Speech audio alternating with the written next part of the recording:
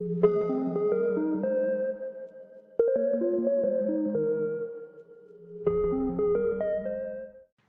friends, this is Dr. Mamta Rathi. I welcome you all on my YouTube channel Dr. Mamta's Educational Plex. Friends, इस series में हम देख रहे हैं final accounts of non trading concerns. Final accounts में non trading concern के कई solve problems हमने पहले ही देख लिए हैं। अगर आप उन सारी सॉल्व प्रॉब्लम को देखना चाहते हैं तो आप मेरी चैनल को सब्सक्राइब कीजिए। आज के वीडियो में हम देखेंगे हमारा 5th solve problem of final accounts of non trading concern. सबसे पहले हम लोग रीड कर लेते हैं हमारी प्रॉब्लम को। The following is receipts and payment account of Rathi club for the year ended 31 December 2020। Receipts and payments account, पहले हम रिसीट साइड देख लेते हैं। Opening balance cash in hand, bank balance as per passbook, subscriptions, net proceeds of charity shows, bank interest and cash over spent. Receipt side में इतने items हमें दिए हुए हैं। पेमेंट साइड में secretary salary, stationery, advertisement, purchase of new car less sales proceeds of old car ₹2000। By balance cash in hand, bank balance as per passbook. Receipts and payment account हमारे सामने है, साथ ही साथ हमें कुछ एडिशनल इन्फॉर्मेशन भी दी हुई है। अब जो एडिशनल इन्फॉर्मेशन है वो हमें 2019 एंड 2020 दोनों ईयर्स की दी हुई है। फर्स्ट इन्फॉर्मेशन है subscription due for 2019 ₹400, for 2020 ₹300। Unrepresented cheques being payment for advertisements 2019 के लिए 150, 2020 के लिए 250। कार एट कॉस्ट 2019 में 5000। एक्यूमुलेटेड डेप्रिसिएशन ऑन कार 2019 में 3500। स्टॉक ऑफ स्टेशनरी 2019 में ₹50, 2020 में ₹80। स्टेशनरी ड्यूज 2019 में ₹70, 2020 में ₹40। नेक्स्ट इन्फॉर्मेशन हमें दी हुई है cash over spent represents secretary's salary not drawn due to shortage of funds, but the total salary payable to him for the year is 6300। अब secretary की जो सैलरी है पेमेंट साइड में हमें दिख रही है 6300 की, उसमें से ₹100 जो है सेक्रेटरी की सैलरी के वो हमने ड्रॉ नहीं किए, वो ड्यू है क्योंकि हमारे पास शॉर्टेज था फंड का। तो ये जो ₹100 है ये हो जाती है हमारी आउटस्टैंडिंग सैलरी।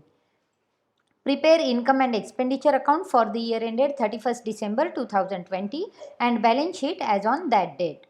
So friends, यहाँ पर है हमारा प्रॉब्लम और हमारी एडिशनल इन्फॉर्मेशन। अगर आप इस प्रॉब्लम को लिख लेते हैं तो बहुत अच्छा है, या फिर आप इस प्रॉब्लम की स्क्रीनशॉट निकाल लीजिए, क्योंकि जब भी मैं सॉल्यूशन पार्ट को बताऊंगी तब मैं इस प्रॉब्लम को डिस्प्ले नहीं कर पाऊंगी। Due to some technical issues problem मुझे डिस्प्ले करने नहीं आता है, तो जब भी हम प्रॉब्लम का सॉल्यूशन लेते हैं तो हमारे सामने प्रॉब्लम का होना बहुत ज़रूरी होता है। इसलिए फ्रेंड्स, एक तो आप इसे लिख लीजिए या फिर इसका स्क्रीनशॉट निकाल दीजिए।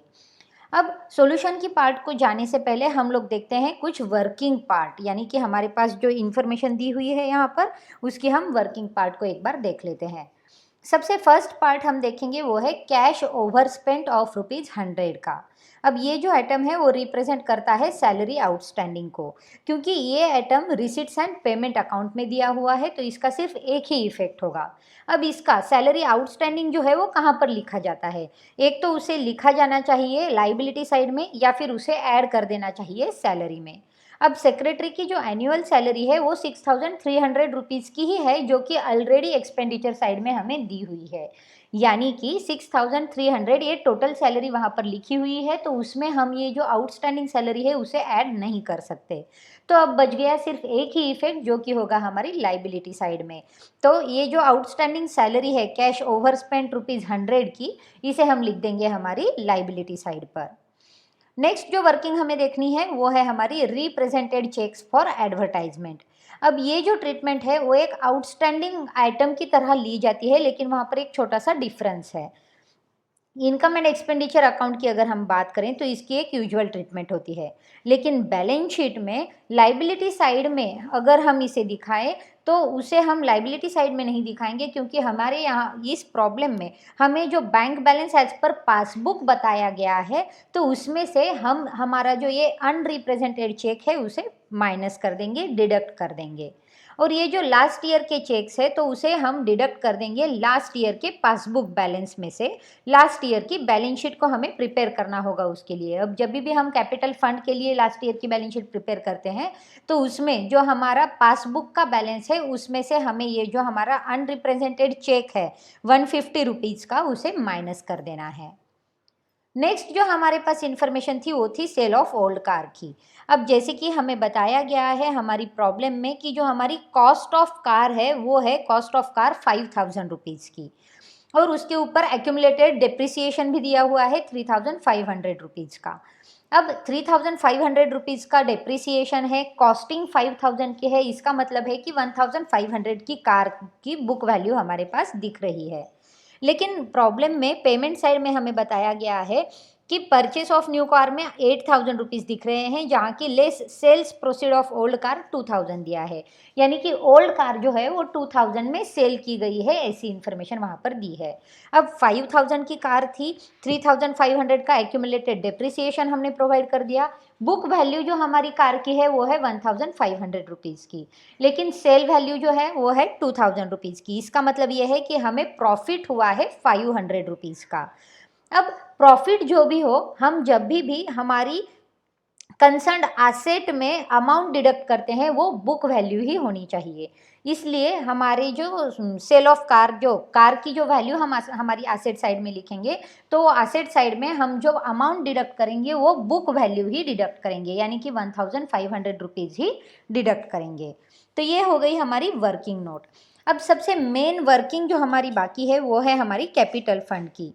इसके पहले के सारे प्रॉब्लम्स में मैंने आपको कैपिटल फंड कैसे निकाला जाता है, प्रीवियस ईयर की बैलेंस शीट कैसे निकाली जाती है वो बताया था। यहाँ पर अब मैं आपको बताती हूँ, जैसे कि अब देखिए फिर से हम एक बार देख लेते हैं हमारी बैलेंस शीट या फिर रिसिट्स एंड पेमेंट अकाउंट, और कुछ हमें जो इन्फॉर्मेशन दी हुई थी पिछले साल की उसको हम देख लेते हैं। तो देखिए हमारे पास 2019 के कौन से हेड्स हैं जिसे हमें यहाँ पर लेना है। तो 2019 में हमारे पास सब्सक्रिप्शन ड्यू दिख रहा है, लेकिन उसके पहले रिसीट साइड में हमारे पास ओपनिंग बैलेंस दिख रहा है, cash in hand and bank balance as per passbook का। तो ये जो बैलेंस है उसे भी हमें क्या करना होगा, लास्ट ईयर की बैलेंस में लेना होगा।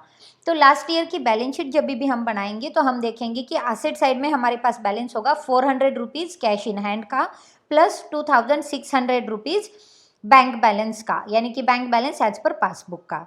अब जैसे कि हमने इन्फॉर्मेशन देखी थी हमारी चेक्स की, अनरिप्रेजेंटेड चेक्स की, तो ये जो अनरिप्रेजेंटेड चेक्स है 150 रुपीज़ की उसे हमें माइनस कर देना है, यानी कि लास्ट ईयर के जो चेक थे उसे हमें माइनस कर देना है लास्ट ईयर के बैंक बैलेंस के, यानी कि पासबुक के बैंक बैलेंस में से।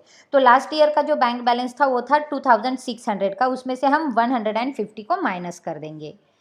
देन हमारे पास है सब्सक्रिप्शन ड्यू 2019 का, तो उसे हम प्लस कर देंगे, यानी कि देखिए फिर से गौर से 400 rupees cash in hand plus bank balance as per passbook 2600 minus 150 unrepresented cheques के प्लस 400 सब्सक्रिप्शन ड्यू के।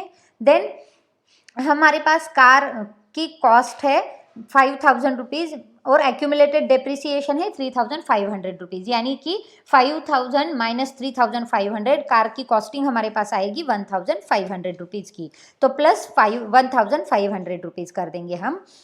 प्लस स्टॉक ऑफ स्टेशनरी, यानी कि क्लोजिंग स्टॉक है हमारे पास तो उसे हम ऐड कर देंगे 50 रुपीज़ से, और हमारे पास स्टेशनरी ड्यूज़ है, यानी कि ये आउटस्टैंडिंग स्टेशनरी है जो कि लाइबिलिटी साइड में होगी, तो ये जो लाइबिलिटी साइड का आइटम है उसे हम माइनस कर देंगे -70 रुपीज़। तो ये अगर हम कर लें तो हमारा इक्वेशन बन जाता है 400 plus 2600 minus 150 plus 400 plus 50 minus 70 plus 1400, total amount हमारे पास आएगी 4730 रुपीज़ की। तो ये जो 4730 रुपीज़ है वो बन जाएगा हमारा कैपिटल फंड। लास्ट ईयर की बैलेंस शीट कैसे बनाई जाती है वो मैंने आपको पहले ही बता दिया था और वो मैंने आपको दिया था। इस प्रॉब्लम में मैंने बैलेंस शीट का जो बैलेंस है कैपिटल फंड का वो कैलकुलेट किया है, लेकिन वो मैंने ओरल बताया है, आपको वर्किंग नहीं बताई है, because I want to take you a task, I want you to calculate the capital fund amount. So इस तरह से हमने कैपिटल फंड की अमाउंट निकाल दी है। अब हम चलते हैं हमारी सॉल्यूशन पार्ट की ओर। तो सबसे पहले हमें बनाने पड़ेंगे हमारे फॉर्मेट्स, जो कि है हमारे income and expenditure account and balance sheet के। So, Rathi Society में income and expenditure account for the year ended 31 December 2020 and balance sheet as on 31 December 2020। जैसे कि मैंने आपको पहले ही बताया, सॉल्यूशन जब भी हम करते हैं तो हमारे पास प्रॉब्लम का होना ज़रूरी है। मेरे पास मैंने प्रॉब्लम लिख के रखा हुआ है, सो मैं वही देख के आपको सॉल्यूशन बता रही हूँ। आप भी प्रॉब्लम को लिख लीजिए या फिर स्क्रीनशॉट को सामने रखिए, ताकि जो इफेक्ट्स हम सॉल्यूशन में ले रहे हैं वो किस तरह से आ रहे हैं वो हमें पता चले। तो सबसे पहले हम क्या करेंगे, तो हमारी रिसिट्स एंड पेमेंट अकाउंट को हम रिकॉर्ड कर लेंगे। सो सबसे पहले हम रिकॉर्ड करेंगे पेमेंट साइड को। पेमेंट साइड में हमारे पास फर्स्ट आइटम है सेक्रेटरी सैलरी। सेक्रेटरी की सैलरी एक्सपेंडिचर है, सो एक्सपेंडिचर साइड में हम उसे लिख देंगे टू सेक्रेटरी सैलरी 6,300 रुपीज़ में। नेक्स्ट हेड है स्टेशनरी। स्टेशनरी अगेन एक्सपेंडिचर है, तो स्टेशनरी हमें लिखना होगा एक्सपेंडिचर साइड में। अब स्टेशनरी की जो अमाउंट हमें दी गई है वो है 1,400 रुपीज़ की। सो यहाँ पर हम लिख देंगे स्टेशनरी यूज्ड अमाउंट पेड 1,400। अब देखिए स्टेशनरी के स्टॉक हमें दिए हुए हैं, साथ ही साथ आउटस्टैंडिंग स्टेशनरी भी हमें बताई गई है। तो सबसे पहले हम देखेंगे आउटस्टैंडिंग स्टेशनरी जो है करंट ईयर की वो है 40 रुपीज़ की। तो ये जो 40 रुपीज़ है उसे हम ऐड कर देंगे हमारी स्टेशनरी में, add current year dues 40 rupees. तो टोटल स्टेशनरी हो जाएगी हमारी 1,440 रुपीज़ की। अब लास्ट ईयर के जो ड्यूज थे, यानी कि लास्ट ईयर की जो आउटस्टैंडिंग स्टेशनरी थी उसे हमें यहाँ पर माइनस कर देना होगा। सो लास्ट ईयर की आउटस्टैंडिंग स्टेशनरी 70 रुपीज़ को माइनस कर देंगे, minus previous year dues 70 rupees. तो स्टेशनरी जो है करंट ईयर की वो हो जाएगी 1,370 रुपीज़ की। अब हमारे पास स्टेशनरी का ओपनिंग एंड क्लोजिंग स्टॉक भी है, तो हम क्या करेंगे, ओपनिंग स्टॉक को ऐड कर देंगे और क्लोजिंग स्टॉक को माइनस कर देंगे। So opening stock of stationery is 50 rupees, इसे हम ऐड कर देंगे, and closing stock of stationery is 80 rupees, उसे हम माइनस कर देंगे। तो इस तरह से स्टेशनरी के आउटस्टैंडिंग स्टेशनरी के इफेक्ट्स भी हमने दे दिए और हमने स्टेशनरी के बैलेंस को भी यहाँ पर देख लिया है, opening balance and closing balance को। तो जो टोटल स्टेशनरी हमारी होगी वो होगी 1,340 रुपीज़ की। अब इसके जो सेकेंड इफेक्ट है वो सेकेंड इफेक्ट हम दे देते हैं। सबसे पहले हम देंगे सेकेंड इफेक्ट आउटस्टैंडिंग स्टेशनरी का, जो कि करंट ईयर की आउटस्टैंडिंग स्टेशनरी थी, वो आएगी हमारी लाइबिलिटी साइड में 40 रुपीज़ की। Then closing stock of stationery जो है वो आएगा 80 रुपीज़ का, वो लिख देंगे हम हमारे एसेट साइड में, क्योंकि ये क्लोजिंग स्टॉक है, सो ये एसेट साइड में आएगा 80 रुपीज़ का। तो इस तरह से हमने यहाँ पर स्टेशनरी को भी रिकॉर्ड कर लिया है। अब जो नेक्स्ट आइटम है हमारा वो है एडवर्टाइजमेंट का 600 रुपीज़। एडवर्टाइजमेंट एक्सपेंडिचर है, सो एक्सपेंडिचर साइड में हम लिख देंगे टू एडवर्टाइजमेंट 600 रुपीज़। अब एडवर्टाइजमेंट पर हमें इंफॉर्मेशन दी हुई है unrepresented cheques being payment for advertisement. अब ये जो अनरिप्रेजेंटेड चेक्स है वो करंट ईयर के जो अनरिप्रेजेंटेड चेक्स हैं वो है 250 रुपीज़ के। तो एडवर्टाइजमेंट में ये जो अनरिप्रेजेंटेड चेक है इसे हमें प्लस कर देना होगा। सो हम प्लस कर देते हैं एडवर्टाइजमेंट में 250 for current year unrepresented checks. साथ ही साथ हमारे पास प्रीवियस ईयर का भी बैलेंस है, तो प्रीवियस ईयर का जो बैलेंस है उसे यहाँ पर हमें माइनस कर देना होगा। So minus previous year unrepresented cheques 150 rupees. So outer column में एडवर्टाइजमेंट में आएंगे 700 रुपीज़। अब इसका हमने यहाँ पर कैलकुलेशन कर दिया है। नेक्स्ट जो हेड है हमारा वो है परचेसेस ऑफ न्यू कार। अब कार की जो वैल्यू हमें दी गई थी वो है 8,000 रुपीज़ की, और हमें इंफॉर्मेशन दी थी कि less sale proceeds of old car ₹2,000, यानी कि 8,000 की कार है लेकिन सेल प्रोसीड जो है वो 2,000 के हैं। अब न्यू परचेस जो है वो 8,000 की और सेल प्रोसीड जो है वो 2,000 के, यानी कि टोटल कार जो है वो कार है 10,000 रुपीज़ की। सो एसेट साइड में हम लोग लिख देंगे कार की अमाउंट, जो कि होगी हमारी 8,000 रुपीज़ की, 8,000 प्लस 2,000 10,000 रुपीज़ की। तो आगे बढ़ते हैं हम। By balance cash in hand and bank balance as per passbook. अब ये क्लोजिंग बैलेंस है कैश एंड बैंक बैलेंस की, इसके लिए इसे हम रिकॉर्ड नहीं करेंगे। नेक्स्ट रिसिट साइड को अब हम रिकॉर्ड करेंगे। रिसिट साइड में सबसे पहला हेड है ओपनिंग बैलेंस, यानी कि cash in hand and bank balance as per passbook. तो जो क्लोजिंग बैलेंस ओपनिंग बैलेंस है वो होगा हमारी बैलेंस शीट का closing balance cash and bank का, तो उसे हम लिख देंगे हमारी एसेट साइड में। तो एसेट साइड में आप देख सकते हैं last head bank balance as per passbook, जो कि है 2600 रुपीज़ का। अब उसमें से हम क्या करेंगे, minus current year unrepresented cheques को, करंट ईयर जो अनरिप्रेजेंटेड चेक्स है उसे हम माइनस कर देंगे। तो बैंक बैलेंस का क्लोजिंग बैलेंस जो है 2800 rupees minus current year unrepresented cheque 250 rupees. तो आउटर कॉलम में जो बैंक बैलेंस आएगा वो है 2550 रुपीज़। कैश इन हैंड जो है वो नील दिया गया है, इसलिए उसे हम यहाँ पर रिकॉर्ड नहीं करते हैं।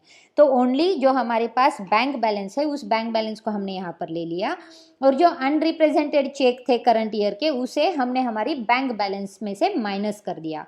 तो बैंक बैलेंस जो है आउटर कॉलम में हमारा आता है 2550 रुपीज़ का। उसी के साथ नेक्स्ट हेड जो है वो है सब्सक्रिप्शन का। अब सब्सक्रिप्शन जो हमें दिए गए हैं रिसिट साइड में वो है 14,200 रुपीज़ के। तो हम हमारी सब्सक्रिप्शन को रिकॉर्ड करते हैं। हमारी इनकम साइड में आएगा बाय सब्सक्रिप्शंस 14,200 रुपीज़।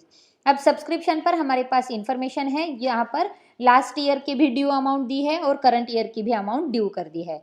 तो करंट ईयर की जो आउटस्टैंडिंग अमाउंट है उसे हम ऐड कर देंगे हमारी सब्सक्रिप्शन में, और लास्ट ईयर की जो अमाउंट है उसे हम माइनस कर देंगे। सो सब्सक्रिप्शन में add current year outstanding 300 rupees and minus previous year outstanding 400 rupees. So outer column में सब्सक्रिप्शन की अमाउंट आएगी 14,100 रुपीज़ की। अब इसका जो इफेक्ट है उस इफेक्ट को हम रिकॉर्ड कर देंगे हमारी एसेट साइड में, क्योंकि आउटस्टैंडिंग सब्सक्रिप्शन जो है वो वहाँ पर लिख देंगे। सो एसेट साइड में subscriptions due 300 rupees. Next item हमें दिया गया है अब रिसिट साइड में net proceeds of charity show. ये हमारी इनकम है, तो इनकम साइड में हम लिख देंगे by net proceeds of charity show 1600। Then bank interest, again income side by bank interest 200 rupees. Cash over spent 100 rupees. अब ये जो कैश ओवर स्पेंड है वो आउटस्टैंडिंग सैलरी का आइटम है, अब जो कि उस रिसिट्स एंड पेमेंट अकाउंट में उसकी इन्फॉर्मेशन दी है, लेकिन 6,300 रुपीज़ ऑलरेडी हमने सेक्रेटरी की सैलरी पेड कर दी है जहाँ पर इन्फॉर्मेशन हमें दी हुई है, और उसमें से ये 100 रुपीज़ जो है वो अनपेड रह गए थे due to shortage of funds. अगर 6,200 हमें देते थे तो हम यहाँ पर ऐड कर देते थे सेक्रेटरी की सैलरी में आउटस्टैंडिंग, लेकिन टोटल सैलरी हमारी रिसिट साइड में पेमेंट साइड में हमें दी हुई थी, जिसको हमने एक्सपेंडिचर साइड में लिख दिया है। तो इसका सिर्फ एक ही इफेक्ट बचता है आउटस्टैंडिंग सैलरी का, जो कि है लाइबिलिटी साइड में। सो लाइबिलिटी साइड में हम लिख देंगे आउटस्टैंडिंग सैलरी 100 रुपीज़, जो कि कैश ओवर स्पेंड की कैलकुलेशन है। उसके बाद हमें जो दिया गया था कार की वैल्यू, तो कार को हमें देखना पड़ेगा। देखिए सारे हेड्स को तो हमने रिकॉर्ड कर दिया है, पेमेंट साइड भी रिकॉर्ड हो गई और रिसिट साइड भी रिकॉर्ड हो गई। जो एडिशनल इन्फॉर्मेशन हमारे पास थी सब्सक्रिप्शन ड्यू की उसे भी हमने कर दिया। अनरिप्रेजेंटेड चेक्स की जो हेड था वो भी हमने कंप्लीट कर दिया। अब कार जो है एट कॉस्ट, तो कार की कॉस्टिंग हमें यहाँ पर लिखनी पड़ेगी, यानी कि कार की जो ओपनिंग बैलेंस है वो है 5,000 रुपीज़ की। तो एसेट साइड में हम लिख देंगे कार, जो कि है 5,000 रुपीज़ की। और नेक्स्ट हमें दिया गया है एक्यूमुलेटेड डेप्रिसिएशन ऑन कार, तो एक्यूमुलेटेड डेप्रिसिएशन जो है उसे हमें माइनस कर देना होगा। So minus 3,500 rupees. So remaining balance बच जाता है 5,000 माइनस 3,500 1,500 रुपीज़ का। तो 1,500 रुपीज़ की कार हमारे पास है, जबकि इन्फॉर्मेशन हमें प्रॉब्लम में दी गई है कि सेल जो हुआ है वो 2,000 रुपीज़ का हुआ है। तो ये जो 2,000 रुपीज़ का सेल है वो प्रॉफिट में सेल हुआ है, 500 रुपीज़ का प्रॉफिट हमें मिला हुआ है। लेकिन जब भी हम एसेट साइड में बैलेंस लिखते हैं तो वहाँ पर हम बुक वैल्यू ही लिखते हैं। तो सेल जो हुआ है कार का वो बुक वैल्यू ही यहाँ पर लिखेंगे। 1,500 की कार जो है वो सेल की गई थी, सो माइनस सेल 1,500। तो आउटर कॉलम में कार का बैलेंस नील आ जाएगा, तो कार का कोई भी बैलेंस नहीं है। लेकिन जो प्रॉफिट हुआ था 500 रुपीज़ का उसे हम लिख देंगे हमारी इनकम साइड में, क्योंकि वो हमारी इनकम थी। सो इनकम साइड में by profit on sale 500 rupees का। अब न्यू कार जो थी 10,000 की उसे भी हमने वहाँ पर लिख दिया एसेट साइड में, और जो प्रॉफिट था उसे हमने इनकम साइड में रिकॉर्ड कर दिया है। तो इस तरह से हमने सारे हेड्स को रिकॉर्ड कर दिया है। साथ ही साथ अब हम करेंगे कैपिटल फंड को रिकॉर्ड। कैपिटल फंड 4,713 का जो बैलेंस है वो बैलेंस हमें यहाँ पर लिख देना है, जो कि मैंने आपको निकाल कर कैलकुलेट करके बताया था। सो कैपिटल फंड में ओपनिंग बैलेंस 4730 रुपीज़ का आ गया है।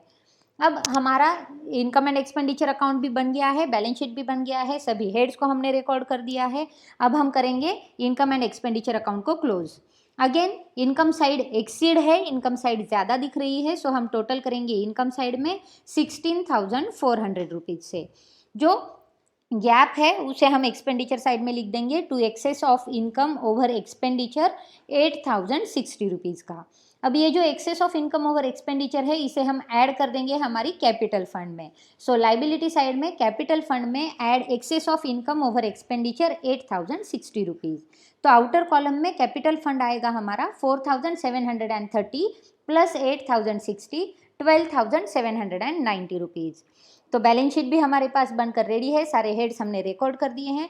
तो बैलेंस शीट को हम क्लोज कर देते हैं। तो हमारी बैलेंस शीट क्लोज होगी 12,930 रुपीज़ के साथ। तो यहाँ पर इनकम एंड एक्सपेंडिचर अकाउंट भी बन गया, बैलेंस शीट भी बन गई। इस प्रॉब्लम में हमने 3 नए हेड्स को स्टडी किया है, एक कैश ओवरस्पेंड, दूसरा सेल ऑफ कार और थर्ड वन अनरिप्रेजेंटेड चेक्स का। तो ये जो अगर 3 हेड को अगर छोड़ दे हम, तो बाकी प्रॉब्लम हमारा नॉर्मल है, जो कि हमने लास्ट प्रॉब्लम्स में भी देखा हुआ है। तो फ्रेंड्स ये प्रॉब्लम हमारे पास रेडी है। मैं उम्मीद करती हूँ कि आपको सभी कैलकुलेशन समझ आ गए हैं, सभी वर्किंग्स आपको समझ आ गई है। अगर आपको प्रॉब्लम में कोई भी दिक्कत हो रही है तो फिर आप कमेंट बॉक्स में अपने कमेंट को छोड़ना ना भूलिएगा। मैं सारी क्वेरीज को सॉल्व कर दूँगी और आपको कमेंट में एक्सप्लेन कर दूँगी। फ्रेंड्स अगर अभी भी आपने मेरी चैनल को सब्सक्राइब नहीं किया है तो मेरी चैनल को सब्सक्राइब जरूर करें और इन सारी वीडियोस को नीडी स्टूडेंट तक, अपने दोस्तों तक पहुंचाना ना भूलें। हम लोग फिर मिलेंगे नई वीडियो सीरीज़ के साथ। तब तक के लिए keep watching, keep sharing. Thank you.